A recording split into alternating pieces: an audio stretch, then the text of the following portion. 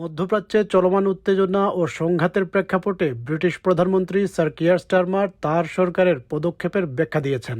যুক্তরাষ্ট্র ও ইসরায়েলের নেতৃত্বে ইরানের ওপর চালানো প্রাথমিক হামলায় ব্রিটেন অংশ না নেয়ার সিদ্ধান্ত তিনি প্রকাশ্যে আবারও সমর্থন করেছেন।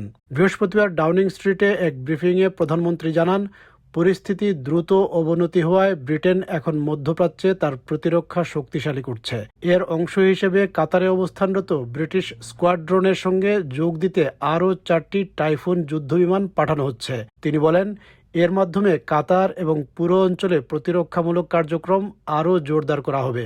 We're sending 4 additional Typhoon jets to join our squadron in Qatar, to strengthen our defensive operations in Qatar and across the region. Wildcat helicopters with anti-drone capabilities are arriving in Cyprus tomorrow. একই সময়ে মধ্যপ্রাচ্যে আটকে পড়া British নাগরিকদের দেশে ফিরিয়ে আনার জন্য বড় ধরনের উদ্ধার অভিযানও শুরু হয়েছে। প্রধানমন্ত্রী নিশ্চিত করেন, ওমান থেকে ব্রিটিশ নাগরিকদের নিয়ে প্রথম চার্টার ফ্লাইটটি ব্রিটেনের স্টানস্টেড বিমানবন্দরের উদ্দেশ্যে রওনা দিয়েছে। ফরেন অফিস প্রকাশিত ছবিতে দেখা যায় উড্ডয়নের আগে যাত্রীরা বিমানে উঠছেন। সরকার জানিয়েছে, এখন পর্যন্ত সংযুক্ত আরব আমিরাত থেকে বাণিজ্যিক ফ্লাইটে 4,000-এর বেশি মানুষ ব্রিটেনে ফিরে এসেছেন। বৃহস্পতিবার আরও 7টি ফ্লাইট আমিরাত থেকে ব্রিটেনের উদ্দেশ্যে ছাড়ার কথা রয়েছে। পাশাপাশি আগামী কয়েকদিনে অতিরিক্ত চার্টার ফ্লাইটের ব্যবস্থাও করা হবে। প্রধানমন্ত্রী বলেন, এটি একটি বিশাল উদ্যোগ এবং সাম্প্রতিক সময়ে পরিচালিত সবচেয়ে বড় উদ্ধার অভিযানের অন্যতম। তার ভাষায়, এটি আফগানিস্তান থেকে মানুষ সরিয়ে নেওয়ার অভিযানের তুলনায়ও অনেক বড় এবং এত বড় অভিযান রাতারাতি সম্পন্ন করা সম্ভব নয়। A further 7 flights are due to leave the UAE for the UK today. We will lay on additional charter flights in the coming days. This is a huge undertaking. It's one of the biggest operations of its kind, many times bigger than the evacuation from Afghanistan. It's not going to happen overnight.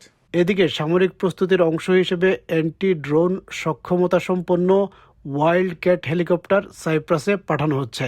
সম্প্রতি সাইপ্রাসের RAF অ্যাক্রোটিরি ঘাঁটির একটি হ্যাঙ্গারে drone হামলায় ক্ষতি হয়েছে বলে ধারণা করা হচ্ছে। মনে করা হচ্ছে লেবাননে অবস্থানরত হিজবুল্লাহ এই ড্রোনটি ছুড়েছিল।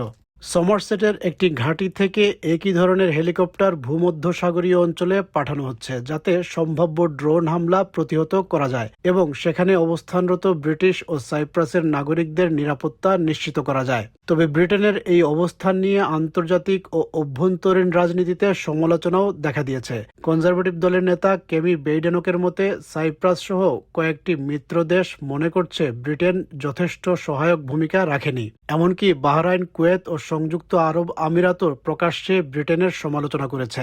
Cyprus feels that we have not been helpful. It is extraordinary that Bahrain and Kuwait and the UAE are publicly criticizing us. This is very worrying. They think that we're abandoning them. অন্যদিকে reform party বলছে, ব্রিটেনের উচিত যুক্তরাষ্ট্রকে আরও বেশি সমর্থন দেয়া। তবে জনমতের একটি জরিপে দেখা গেছে, এই যুদ্ধ নিয়ে জনগণের মধ্যে তেমন সমর্থন নেই। Are you on the wrong side of public opinion here? A poll suggests the war is unpopular. The PM might well have got this right. I don't follow public opinion. I follow a view that I've had for many, many years, that Iran is a major danger to the stability of the Middle East and indeed of the whole world. And if this mission stops Iran getting a nuclear weapon, it will have been worth it. Lib Dem অবশ্য সরকারের প্রতিক্রিয়াকে ধীরগতির বলে সমালোচনা করেছে। তাদের মতে, দেশে মানুষের উদ্বেগ দূর করতে সরকার যথেষ্ট দ্রুত পদক্ষেপ নেয়নি। The government's response has been tardy in so many ways, particularly actually reassuring people at home, whether it's on energy bills, which people are really worried are going to go up, their heating bills, thanks to Trump's illegal war, or security here. এদিকে সামরিক প্রস্তুতির অংশ হিসেবে British যুদ্ধজাহাজ HMS dragon শিগগিরই সাইপ্রাসের উদ্দেশ্যে রওনা দেবে। তবে কেউ কেউ প্রশ্ন তুলেছেন, কেন এই জাহাজটি কয়েক সপ্তাহ আগেই পাঠানো হয়নি।